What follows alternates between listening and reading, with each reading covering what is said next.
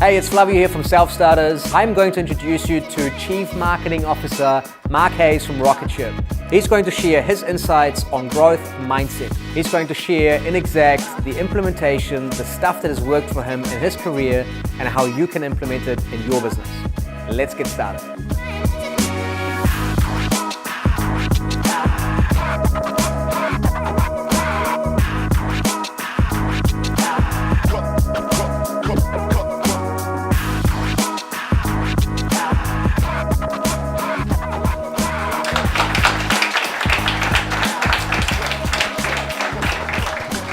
Thanks, Flavio, for that awesome introduction. I think I just sound a lot more talented than I really am. I'm just really insanely lucky.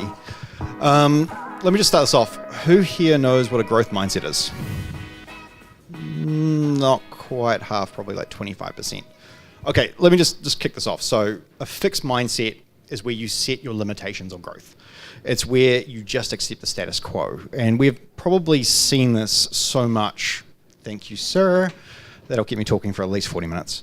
And what this comes from is when we look at companies like Airbnb, why are they disrupting the hotel industry? It's because the hotel industry had established themselves as a status quo, they weren't changing, and then someone comes in the market that does something a little bit different and it blows them out of the water. Uber, completely and utterly decimating the taxi industry. I do have some issues with Uber in regards to the way that they treat their drivers, but regardless of that, I think what they've done in terms of turning the whole industry on its head is fascinating. So this is sort of like what I'm trying to communicate with a growth mindset. It's about getting yourselves out of this is the way that we've always done this. This is the way that it works. And it's about starting to look at things very, very differently and asking a simple question, what if? What if we start doing things just that little bit differently? So I'm going to give you an example. Everyone here has been to a hotel, I'm assuming, at some point in their lives. Do you think that a hotel would run growth marketing experiments? Show of hands. 2. I'm going to give you an example. This is actually what happened in the US. So a hotel chain in the US decided, what if we could find a way to get people to spend more at the hotel? So what they did is they sat down there and they came up with a list of experiments to run. And one of them was, what happens if we change the color of the carpet? All of a sudden, they had a 15% increase in minibar sales. That's interesting. What happens if we change the wallpaper? We've got a 25% increase in people actually buying from the restaurant. What happens if we change the furniture? So this is about, typically hotels wouldn't do this. They would just simply go this is the way we set things up. But here's a hotel chain coming up with experiments and trying to see whether or not they can increase their revenue through making small incremental changes, and it all starts to add up at the end of the day. I'm going to give you another example. A friend of mine, Thado Diz, he's Brazilian. He started a company called Z-Dog. If you own a dog, you might know them. They're the ones that do the bandanas with the real sort of cool, graphics on them. So he expanded out of Brazil into the US and started opening up his own stores, New York, LA, major metropolitan centers. And he started to go, well, hang on, why do we do retail the way we do it? What happens if I start doing things a little bit differently? What happens if I start A/B testing my sales pitches when people walk in the door?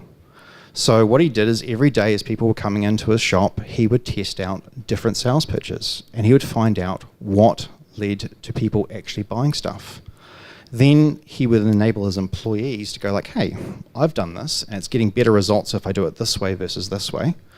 Why don't you come up with your own experiments? And so the entire staff start running this throughout all the stores throughout the United States. Then he starts asking another question going hang on, what if we change the layout of stores if we test this way versus that way? And each time they're doing these incremental experiments, they're finding that there's different ways of getting people to buy more, to opt in and do all this kind of stuff. So this is what it ties back to with growth mindset. It's about not doing it the way that you've always known, the way you've always been taught. It's about starting to challenge and ask a lot of what-if questions. So this goes back to a fundamental of what growth hacking is. There's a lot of definitions that sort of fly about.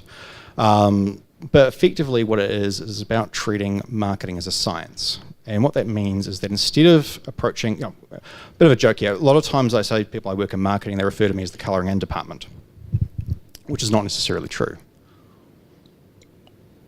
What it is about coming up like a scientist with a hypothesis. Coming up with like something you want to test, treating it like a science experiment, so you obviously have your control and you have your experiment there, and you actually test the two against each other for a period of time, and what you're looking for is what shifts the needle.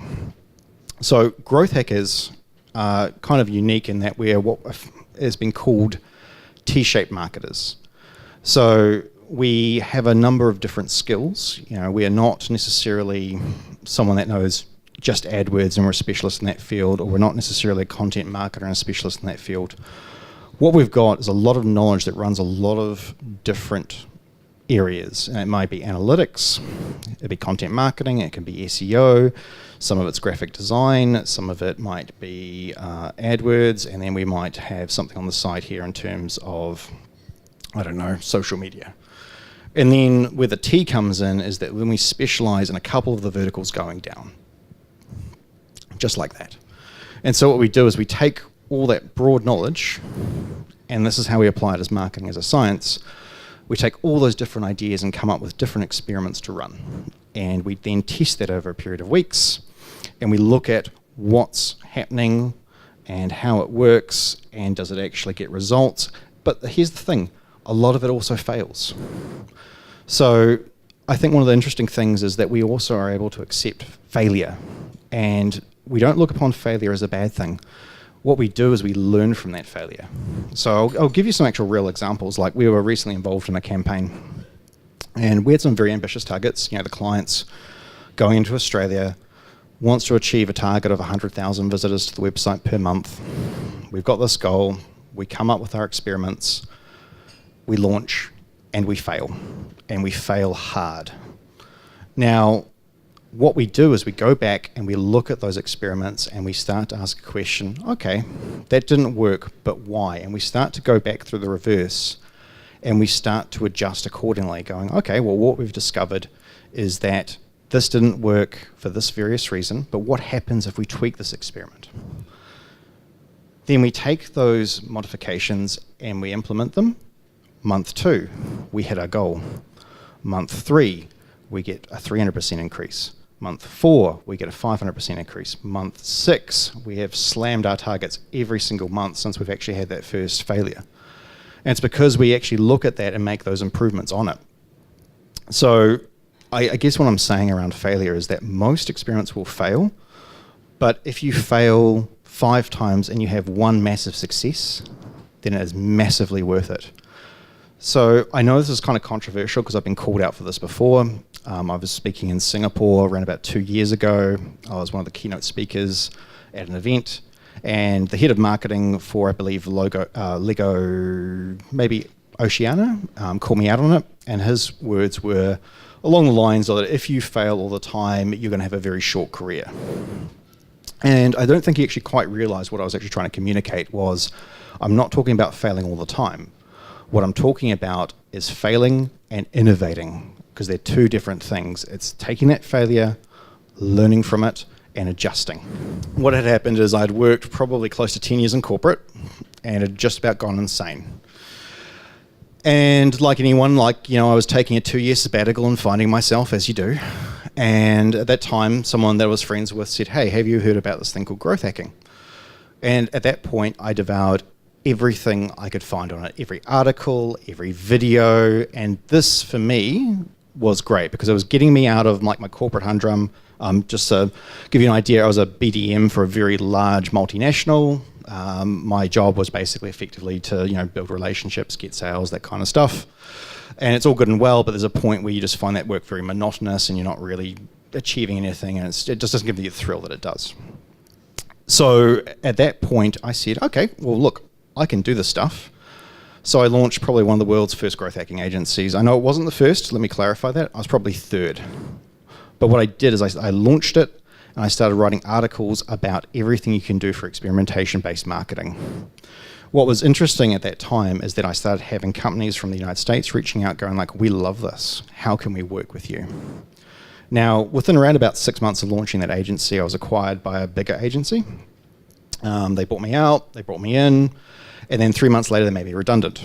And what they did is they said, well, now we own your brand and we know we own this IP, we don't need you. So goodbye. So I had 24 hours to make a decision. I had sold my company, I had sold my brand, I had sold my IP. So I thought, fuck it. I got on the phone and I had 2 clients within 24 hours. And Rocket Ship came out of that. And then I got my revenge. So what I did is I waited a year to get out of my restraint of trade, and I wrote a 30,000 word blog post on growth hacking, and I put down everything I knew. Everything. And what I did is then I applied some of the same methodologies to promote it. And I got it out there, and it just went insanely viral. I was getting people from the US contacting me. I was getting mentions in Forbes, I was getting mentions in Wired, I was getting the Wall Street Journal linking to it. And at the same time, I had US-backed startups messaging me going like, hey, we would love to work with you. And so like a lot of the success I had was because I was advocating for something which a lot of people could embrace, which is no longer putting like $100,000 into an AdWords campaign and hoping like hell it works. Instead, it was like, let's do small incremental tests and find out what works. So I was working with the banking industry in the US, extremely conservative. Good luck getting in with most of those bankers, because if you think the bankers over here are conservative, I can tell you the ones in the US are 10 times worse. But I was applying the methodologies of, okay, hang on, what if we try something a little bit different? You know, these guys are going to specific conferences within the US. What happens if we start up specifically geo-targeted, down to the level of the hotel that they're staying in, campaigns that only show if they check into that hotel? Interesting, they're going to the landing page. Okay, what happens if we test out a much different email messaging to what they traditionally get, which is very conservative, very boring, and what happens if we start the line with, holy shit, this works? Open rates, whoo, because they're not used to it. Now, we did get some lashback, because obviously in the US, you got some very conservative religious individuals, and they did push back. But for the most part, it worked. Then we started experimenting even further, going like, what happens if we start doing this email campaign with the creative being specific to the state we're targeting? So down to with Georgia, we used imageries of peaches. If we were going into Washington, we used pictures of like the Washington Monument. If we're going to New York, we started using images that were very recognizable to New York. So we took that and then we sort of like started tweaking it even further. What happens if we change the copy? Again, like, what happens if we change the call to action? What happens if we install Drift on the website and try to make it that way? So through the journey, we start to run these experiments and we start to get results. We go, okay, what if we do LinkedIn differently? What if we do LinkedIn rather than just blasting out for everyone to see? What if we target it down to we only want to show the ad to the CEO of this bank? Just this one ad targeting this guy through LinkedIn forever. Does this work? And then he messaged us and said, I've got your message, the meeting's on Monday, please take the ad down. So what we were doing is doing things very, very differently from what people had normally sort of seen. I'll give you another example. So we're working with a client recently, and they're in the e-commerce space, and they sell to both men and women. And before we even start the campaign, we set up analytics on the website, and we go, let's just set up some really interesting analytics, and let's just see what comes from this. And we sit down there, and we go through the data, and we discover that men and women are very different with how they actually visit an e-commerce website for this client. The men don't look at detail at all. They don't even go into the page. They just go to the buy now function, add to cart, and they're out. Very similar to their real life shopping experiences. The women visitors, on the other hand, are very detail orientated. They look at every single product. They look at where it's made, they look at what it's made from, they look at the all the detail you could possibly imagine. And they spend a lot more time on the website. So this tells me that we need to create two very different experiences for this client. So we just go, what if we strip back all the crap from the men's section? And it's just like, buy a shirt. You don't care what it's made from, you don't care what it's stitched in, you don't care where it's made, just buy the shirt. And for the woman, going like, here's all the detail that you could possibly want to know. And probably too much detail, and give it to them. And you start looking at that actual, those conversion rates, and you watch them increase, because the guys were just different buyers to women. So it's based on looking at that data and going, what happens if we do things just that little bit differently? The irony of my job is I actually deal with a lot of other agencies that outsource work to me, or they bring me in to basically problem solve. So in this particular case, though, it's the client that's bringing him in. And what's happened is they spent $100,000 on a website, and they've launched it, and they haven't got one sale in 6 months. Not one. They mortgaged their house to pay for this. They're really up against it. They've put their hopes and their dreams, and nothing sold. So I get involved, and I have to sit down. Okay, let's take a step back and let's look at this. And so I go in and go like, right, well, what happens if we change the checkout experience? What happens if we remove a number of steps and get you into that sort of purchasing in your credit card a lot earlier than initially had been engineered? Lo and behold, there's a sale. Okay, what happens if we start changing like the actual page with the actual offers and making some, rearranging some copy over to here, moving the calls to action over to here? Oh, hang on, conversion rates start to increase. So we start to go through this thing of we've gone through an agency who have gone like, nope, this is our vision, this is the way we want to launch it, this is the way we see it, and not getting anything, and then making these small incremental changes and going from no sales to 0.5 to 5 to 8.5 conversion rate. So for us, it's interesting to work with the client because they've got so much invested in this, but at the same time we have to deal with egos, and we're dealing with egos at agencies because they're like, no, this is our creative vision, this is the way that we see it. And we're going like, okay, well, let's just take our egos out of this. Let's look at things more about, let's doing things in the benefit of the client. And yeah, sure, it may not look the way you want it to look. It may not flow the way you want it to flow, but it's actually getting results. It's delivering an ROI, and that's what's really important here to the client. Just getting a little bit more back on track. So like talking about this thing of silos. We've got a big problem in that, we have these little fiefdoms that sort of exist in every company where you've got, the guy that controls, or girl for that matter, that controls everything. And, we've gone through this frustration where we design our experiments, we get everything lined up, we're ready to go, and we want to launch and we can't. Why? Because it's with Jim. And Jim isn't going to get back to you for 4 weeks. And then you go in front of the client at the end of the month for your report, and have we launched? No, it's with Jim. Jim goes like, I don't like this. I don't think this is where we should be going. I want to adjust the experiments. And like, why don't we just frickin' launch? How about we just get everyone in the room that's got some investment, like, it's the product guy, it's the marketing guy, it could be one of the managers, and let's just get involved and get going and actually test stuff out. Let's not bring our prejudices into this, because, this is a real example. The guy that we were dealing with, he had a real big problem with Intercom, which was the messaging system the company wanted to try out.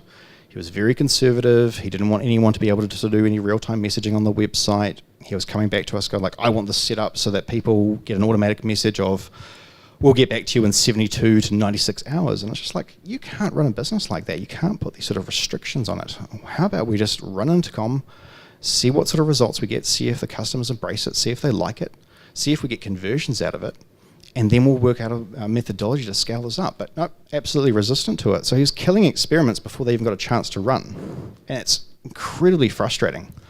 If I was to give, one big tip to people, it's like, stop the siloing, stop like the ego, and get into this really good sort of growth community. Like if you're running a company and you've got a couple of people, put together like almost a committee. Get someone as, the chairperson to sort of, manage the growth meetings. Bring in your product person, bring in your SEO person, bring in your AdWords person, bring in your management, and work together on the experiments and let them run. Doesn't matter how stupid it is, just give it a chance. My co-author, Jeff Goldenberg, he did an amazing experiment when he was working up at Burrowell. And he said, what happens if we give away puppies? And this is true. So he's working for a P2P lender in Canada, and he goes, what happens with every time we loan you money, we give you away, sorry. It happens if every time we loan you money, we give away a puppy. Now, this was around about the same time as April Fool's, and I suspect this was with Jeff's intention. But they had a record number of people opting into the deal. And so they actually arranged a thing with Uber to drop off a puppy for 15 minutes with these people. And it worked really well for closing the P2P deals. But the problem is it went horribly wrong because the people didn't want to give the puppies back. However, it did get them a lot of exposure in the media, and a lot of people were actually talking about the company. But what he did is he sort of goes, okay, what if I take this a little bit further? What happens if I give away your credit score for free? So he went to a company and said, hey, look, can I get an API from you where we can actually pull down the information about the person's credit score? and then set up a landing page where anyone in Canada could go in there, type in their details, and actually get their credit score back. Now, this was free. You could do it. You didn't necessarily have to use this to actually get the funding. But what it did was create a lot of people to that website. They go like, oh, my credit score is pretty good. Oh, well, hang on, this is a P2P lending site. Why don't I stick around and see how much money I can actually borrow? I can borrow around about 20 grand. Oh, why not? And that's what happened. So it's about like taking those little ideas and innovating on them and actually structuring them up and doing something that's just a little bit different. Just going back to like something else that sort of sticks with me is that American Express, probably one of the biggest credit card companies in the world, but they have a lot of trouble with people actually using their Amexes, especially in New Zealand. So one of the things they tried out as a bit of an experiment was, all right, what happens if we create on our website a list of all the local businesses that accept Amex? And they did that, and they used that as a way of pushing people on their website to go like, oh, I don't know that Smith's down the street accepted Amexes. And then that sends traffic to that local store. Now, the benefit for Amex was that people would go to Smith's store, realize they could use their Amex, and then make a purchase. So Amex wins. The provider of the store front actually wins, because obviously people are using Amex to actually pay for goods. And this is the thing, is it was just about coming up with this culture and going like, let's not discount this idea. Let's not just call it stupid. Let's actually go in and see if it works. I think some of the things is about getting a really good system in place, whether it's Trailer, whether it's Asana, whether it's something like that, and at least committing to running one experiment. And sometimes it's just about going like, hey, let's just do one a week. It's not huge. Let's just run it and just test it and see what it's like. So it might be that you've got 300 experiments sitting there in the idea log, but once a week, let's move something out of it and implement it and test it and see what happens. And then by the end of the year, you've run 52 experiments. What you'll find, though, is I'm assuming that you've got managers there that would obviously do some sort of reporting to the VCs that are backing it.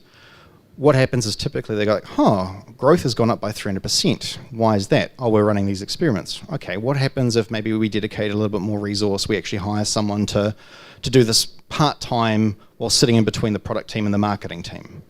So then all of a sudden, if you can show that growth, you're going to find that they're potentially more willing to fund it, get someone in part-time that can be a shared resource between the marketing department and the product team. And then that person can take that over and potentially run those experiments for you. So then you've got a dedicated person doing it. So that's definitely one way of doing it. The other way is if you are really, really struggling from a resource point of view, just do one a month. Just one experiment a month just to see what happens. But I think that's the thing, is like a lot of the time I deal with SaaS, they're so focused on building their product at the expense of everything else. The best story I have with dealing with one SaaS was I was talking with the guy. They're pouring a lot of time and they're going like, yeah, man, once we launch this, we're going to go like country, we're going to go viral. And I'm like, oh, cool, what are you going to do? We're going to go viral.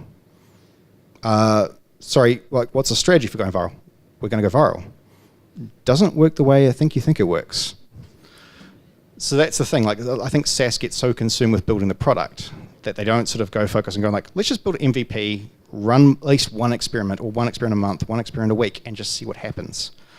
Because I think sometimes it's that tunnel vision that kicks in. I've talked a lot about like building a culture of experimentation. So I mean, Flavio wanted me to talk about this tonight. I know that you haven't been too great on Tinder, so I'm going to give you something that happened when I was actually single. So going back to this topic of a culture of experimentation. So I'm married now, but one of the things that happened was when I was on Tinder, I said, what happens if I test out my profile? What happens if I change the copy and I see what sort of results happen from changing that copy? So I tried the nice guy copy, and I tried the asshole copy, and I got more results for being an asshole. Then I changed my picture, and I tested different types of pictures to see what kind of results I got. And then I said, okay, what happens if I change my approach on dating? What happens if I A/B test it? So the funny thing is, by doing that, I was able to start fine-tuning, going like, this is what happens when I change my profile, change my picture, change like the way that I am when I turn up for a date. Turning up nicely dressed versus sloppily dressed. And I didn't mind doing it because it was actually fun for me. Probably not for the ladies. But that's what I was saying about building a culture of experimentation and looking at things and going like, hey, let's just test stuff out. Let's see what happens. So, one of the first things I would say is make it a game. Actually gamify it and actually have everyone willing to sort of compete against each other to sort of see what sort of results they can get. And I think this goes back to your question, like how potentially you guys could do it at a SaaS company. It may be that you guys like gamified a bit, have a little bit of like, a virtual team going like, okay, well, let's see who can get the best results. And one person takes on one thing and it takes ownership for it. And then you can like maybe at the end of the month compare results and go like, sweet, I win beers if I get the best growth. And then that makes everyone a little bit competitive and they can go like, oh, cool, let's just see if we can actually roll this out. The other thing would be, to actually have a meetup and propose ideas no matter how stupid. And I know that sounds funny, but just get it out of your head. It doesn't matter how bad it sounds. Just get it out, get into something like a Google Sheet, get into a Google Doc, get into Trello, get into Asana, just dump everything out of your head and just get it out at the time. You can work through the actual details later, but just get it into something. The other thing I would do is I'd actually celebrate when you do get a win, because I think this is the thing is that we don't actually sit down there and actually celebrate those sort of successes. We go like, right, cool, we got 300% growth, on to the next experiment. I think it's about sitting down when you do get something and actually celebrating those successes and maybe share it out with the team. And maybe sit down and actually do a little bit of a debrief with each other and go like, hey, look, really awesome win this week, guys. What we learned is by doing, actually, I'll give you a real story. Doing a campaign in Singapore, and what we wanted to do is see whether or not we could actually drive a bucket load of traffic from Twitter and whether we can actually get that traffic to convert. So what we did is we said, okay, first thing is let's test out if we're translating it in APAC into the different languages gets a higher click-through rate. So we translated the English copy into Malay, we translated it into Indonesian, we translated it into pretty much every language in APAC that we could actually find a translator for.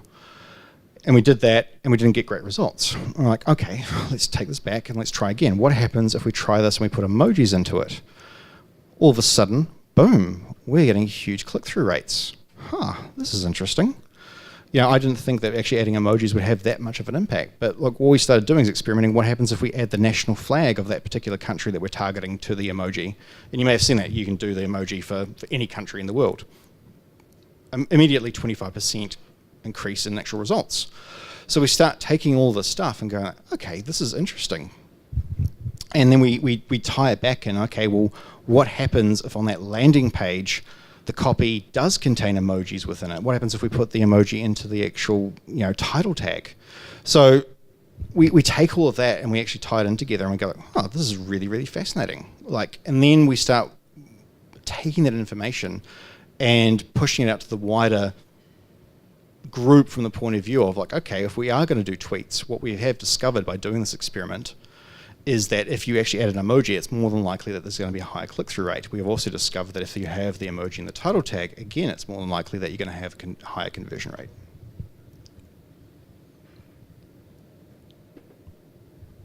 So the other thing I would say is, and the big one is this whole thing about the growth curve. And Flavio and I have had a real big discussion about this.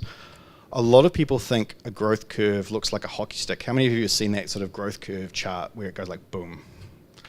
And what do you think when you see that? Pretty awesome. But do you think it actually looks like that in real life? Do you know what a real growth curve looks like? It looks like that. It's small experiment, awesome, plateau. Small experiment, plateau. Small experiment, plateau. Oh, we've actually come up with something that's really innovative. Big growth. That's what a real growth curve looks like. So one of the things you have to do is set realistic expectations around your growth as a company. You're not going to go from 0 to like 1800% overnight. What you're going to go from is probably 0 to 50%, then 50% to 150, and then you're probably going to plateau. Then maybe you get 300%. You'll get to 1800%, but it's going to look like this. It's not going to be like this nice big clean journey you see on every single graph when they talk about growth hacking or growth marketing, whatever you want to call it. So set some realistic goals, but I think the other one is remove the roadblocks. And what I'm talking about when I talk about remove roadblocks is start looking at what's slowing you down. Like, for example, I'm a roadblock at my company because if I have everything come through to me, I'm that single point where everything has to be approved. So I go, okay, what happens if I empower other people below me to make those decisions? And I go, I'm going to trust you to run this and to do this. And if something goes wrong, let me know. But I'm not going to stop you from doing it. And this is usually the biggest thing, because when we're dealing with CEOs or CMOs, they're obviously looking at things and they're worried about their jobs, they're worried about their companies, and they want everything to be perfect. But it's not going to be that way. Instead, it's about going, right, let's just let people do their jobs. And that's where you're going to get the real growth, by actually letting people do what they want. I have a massive issue that I want every single piece of creative, every single piece of anything going out to be absolutely perfect. And I've had to just realize that you're never going to be perfect. Instead, get it out there, deploy, and then iterate once you've actually got it out there. So, like, when I'm having creative come back to me, it's taking me a long time to go, like, you know what? This is good enough. It's not going to offend anyone. It needs to go out. And let's see what happens. And then it's a hard thing to do. It's a hard thing to wrap my head around, because I want everything, every piece of copy to be absolutely perfect. Every piece of visual information to be absolutely on point. I would just say the other thing is sometimes take it out of your control. Actually give it to someone else and say, look, I want you to have final sign-off on this, and it doesn't matter how much I protest, it doesn't matter how much I threaten you, just go and deploy. So sometimes the problem can be you, and one of the things that I've had to learn building a company is to bring in other people. The journey of our company is that we've now got an operations manager that doesn't let me do anything to do with pricing, because I am one of those people that goes like, oh yeah, we'll do it for $1,000. And she's like, no, that's wrong. She'll sit there and she'll actually go through the project, she'll scope it correctly, she'll listen to the clients. She said, actually, we're looking at this is what we should be charging. So I've actually removed myself from that. The other thing is I've got myself a really good CEO, and he does an amazing job of actually he actually took away Xero from me. I'm not allowed to touch Xero. I actually can't even see Xero, because he's got total control over it. He's like, no, I want you focused on the product. I want you focused on the clients. I want you focused on actually delivery. Just around the logistics of it, you said that you'd start an experiment every week, but if behaviours changed a couple of weeks later and you'd start a new experiment, how do you know which experiment's making a difference? So we run multiple experiments. In some cases, I run into 8 experiments a week. So how do you know which one's making a difference? So from day one, we make sure that we've got analytics set up. We basically we run the analytics before the actual experiment, so we've actually got a benchmark. And then we run it for different periods of time. Some experiments only run for a couple of weeks. Some experiments run for months. It just depends on the actual experiment itself and the hypothesis. So we'll come back and this might actually need more time. If it's an SEO experiment, then we will leave it for months and months and months and months, because the way that Google works. If it's an AdWords experiment, we might not leave it for that long, because we actually notice those results a lot more quicker and we can actually iterate on them. One of the things with AdWords we've noticed is around copy, and it's really interesting for us, is that we've tested out different types of copy, like informational copy, direct response copy, storytelling copy.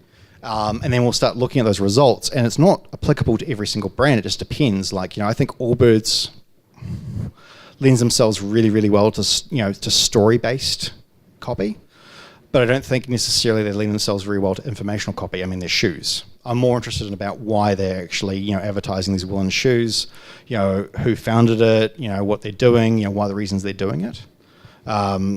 Same thing would be, I'll give you another example. We were told that we couldn't make Snapchat work for a client. They said, absolute waste of time.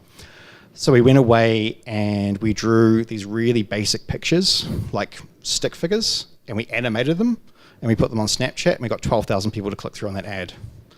And so we just proved a point that Snapchat works. You just needed to go out there and do it and test it. Now, the creative's got a lot more nicer since then, but what it was about was just doing that first initial experiment, getting it out there, and then coming back and going, okay, let's actually just start to get a little bit more professional with this. Which software do you use for analytics? A mixture, actually. Hotjar, Heap, Full Story, Google Analytics. Except with our Google Analytics, we go a lot deeper. We've actually got very, very, very good at Google Tag Manager. And we've started building a lot of event tracking, and we start bringing that actual information into Google Data Studio. So a lot of the time we're pouring through data, and what we're looking for is really interesting insights in terms of behavior. I love Full Story and I love Hotjar from the click recording point of view. Playing back click recordings and seeing people actually on the site and how they react. So one of the things we'll look for is, frustration points. Is there any point on a website they get really, really ultra frustrated with? Like, is that something that we can remove? Is it something we can improve on? We look at like the heat maps, and that's always fascinating from the point of view of like seeing like, this really awesome website, and I think it's beautiful, and then we get down 25% of the page and it's all cold. So that starts to challenge us from the point of view of going like, okay, as much as I love this and I think we've put our heart and souls into this, it's not working, let's change it, let's see what actually works here in terms of that.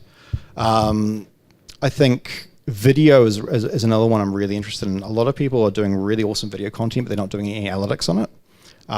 We use Wistia, we put the videos onto there, and one of the things we get out of that is actually really interesting information of how much they actually watch the video and which points they drop off. So what we might do with a video is we might shoot it once and edit it once from the point of view of that we've got a 5-minute video, get some analytics back, and then we come back, okay, what happens if we reduce this down to like a 30-second? What happens if we go back and do this as a minute? What happens if we go and actually add more content? And I think that's one thing that a lot of people aren't doing.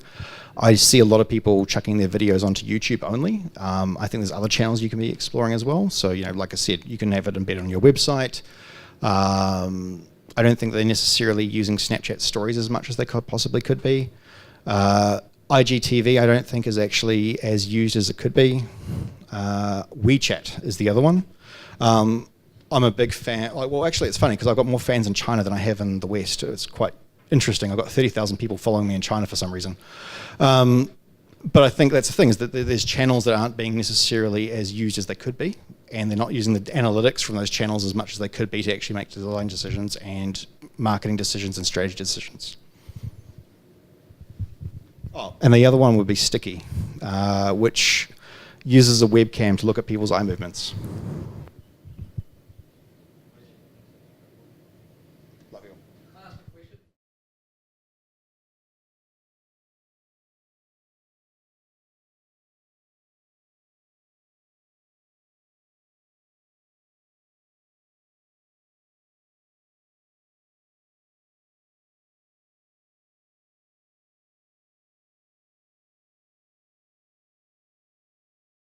Okay, look, let's look at offline. Like, if you're a retail store, I think one of the things, like, a really good example of this is Girl Boss, and if you haven't read her book, definitely go and get it.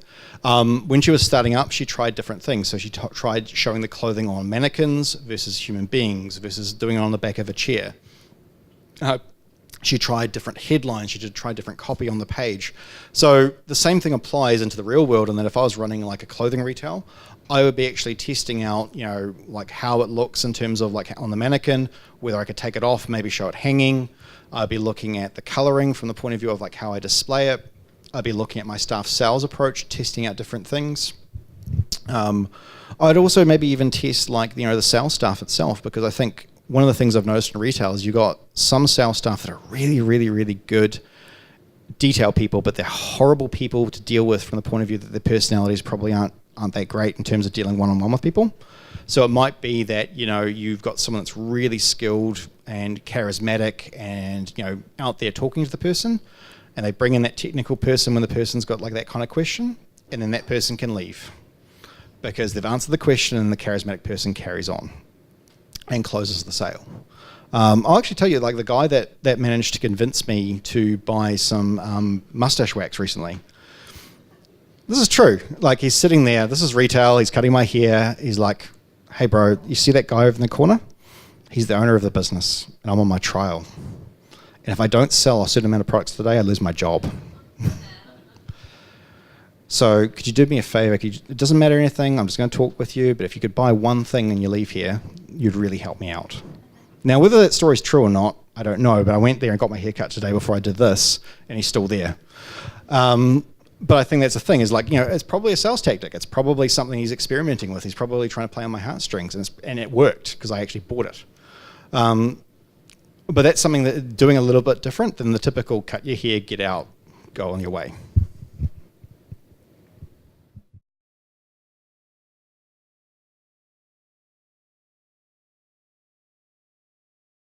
Depends, pre-event or on the day of the event. I'd actually focus on both, but with an event you can do a couple of things. So like something we were doing in London recently was that we set up the targeting on the actual conference centre, and we were targeting people specifically based on a couple of criteria: that they'd liked a certain piece of software, that this was their first time in London in over a year, that they had just come from over 100k away from London, and we only set the parameter for 1k. So anyone that checked into that area was getting an ad going like, hey, come and visit us at this conference.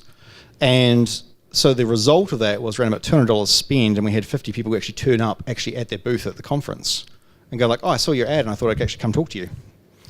The other thing you can be doing before that conference or before that event is what we did from an SEO point of view, which is kind of interesting, is we knew that event was happening.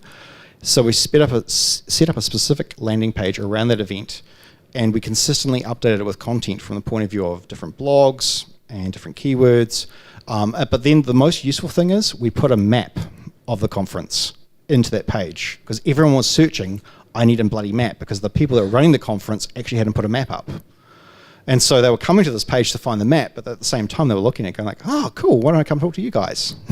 So it's sometimes about looking at little things like that they're actually not doing. But the thing that we did is we got a lot of good data out of that campaign. And what we said is like for next year, we've got all this interesting search terms that people were using to get to this conference that we didn't necessarily have the chance to exploit. So what we'll do next year, 3 months before that conference runs, is we'll actually run campaigns around that.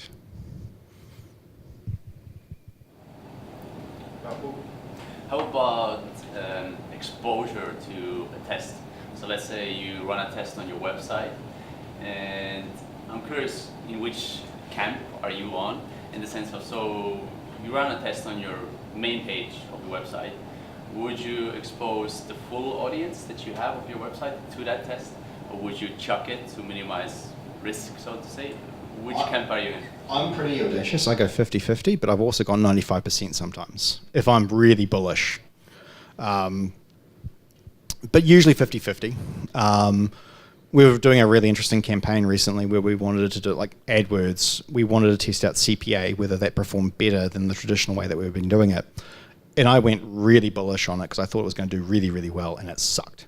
But the thing that I got out of that is that for that particular client, CPA wasn't the best fit, because on another client where we did go fully CPA 95%, the results were completely off the charts. And in fact, it's completely changed the way that we approach this client's AdWords strategy, in that all campaigns have been changed to CPA. So yeah, I'm 50-50, but like sometimes I get really good feeling about something and I might go quite aggressive. I guess one of the things that I've learned is to build more of a brand around myself in terms of like putting out more content. It's something I've struggled with. I think this whole Kiwi thing, tall poppy syndrome. I don't like putting myself out there. I recently found the first hating comment on me, and it kind of like really upset me for a day. I had to go away, have a run, come back home and chill out a little bit, and then sort of resolve it, going like, you know what, that's one person. It's the first person in 5 years that's been critical of me. But it's hard as a Kiwi because you're putting yourself out there, and there's this guy in this US and going like, I've never heard of Mark Hayes, he's a fuckwit. Well, I've never heard of you too, 845321. It was on Hacker News, so he doesn't actually have a name, but I actually then Google stalked him for a bit and found all of his comments online because he uses the same handle. And I was just like, this guy's a twat.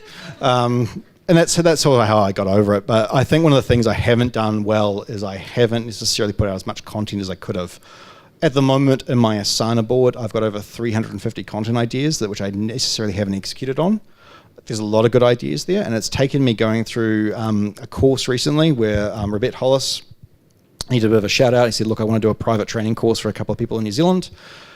It's taken me going through that to actually start getting a lot more aggressive with the content I'm putting out. And I'm not just putting out blogs, I'm putting out audiograms. So taking the podcast that I did with Flavio 2 weeks ago, recycling that into like little soundbite pieces of content. I'm recording a huge amount of video content to go out. It's all going away free. I'm not gating it or anything. I've had to get over like my shyness in terms of that, because I mean, shockingly enough, I actually am quite shy. I don't like being on camera. And so it's about getting over those sort of things and going like, cool, let's just get this out there and actually start speaking up. And that perfectionism thing we talked about before, I want the video to be perfect, and it's taken me to go like, you know what, how about I just record this on my camera, the lighting's going to be crap, the sound's probably not going to be as great as it could be, let's just get into doing it, and then I can actually improve and iterate on that as time goes by. I think the thing for me is if I was going to build a product, I'd want it to be global, and I would want to look for an idea that I could actually take from not just New Zealand, but Australia, United States, United Kingdom. I would want something that I could actually go global from day one. I noticed some really good ideas here in New Zealand, some absolutely incredible products. And my biggest complaint about them is they go with a .co.nz, and I'm like, you guys could have gone with a .com, and you could have been international, and you could have been awesome, and you could have done so much more with it, but I think you're limiting yourselves from day one. I think the other thing I would look at is potentially e-commerce, but I would want to do something a little bit different in terms of like finding something really innovative in the e-commerce space, something that I could really sort of sink my teeth into and exploit, but I just haven't come up with the right idea. Do you know what my favorite bar is? Nope. It's the Jefferson. Do you know why? They sell whiskey. I like whiskey. But here's the thing. They sell one product. It's incredibly niche. And like they're selling like, $50 glasses of whiskey. And in fact, probably I think the worst I've seen is $1,500 a glass of whiskey. So they've differentiated themselves immediately from every bar in Auckland because the only thing they sell is whiskey. Now they've diversified a little bit because there's got a section out the front which they've gone into gin recently. But again, that section of the bar sells gin. Immediately, you've got a different clientele. You've got someone that is willing to spend $50 on a pour of whiskey. You got someone that's willing to maybe go down there and eat the food, which is like, I think, 3-month-old aged steak. It's a different demographic. And they're marketing to that demographic. So it's very much around an experience. It's around a journey. The difference between that and going to like any other sort of Max bar is that I'm just going to go there and drink beer. And I might be out within an hour or two. With the Jefferson, I probably will spend a lot more time there from the point of view that I enjoy the experience, I enjoy the company, I meet interesting people. And so for that company, I think what they're doing well is interesting product, interesting branding. Their social is really good. I think you can do a lot with like that kind of brand from the point of view of like, if I was the Jefferson, I would be on like Instagram stories showing off like, all the different whiskey stuff.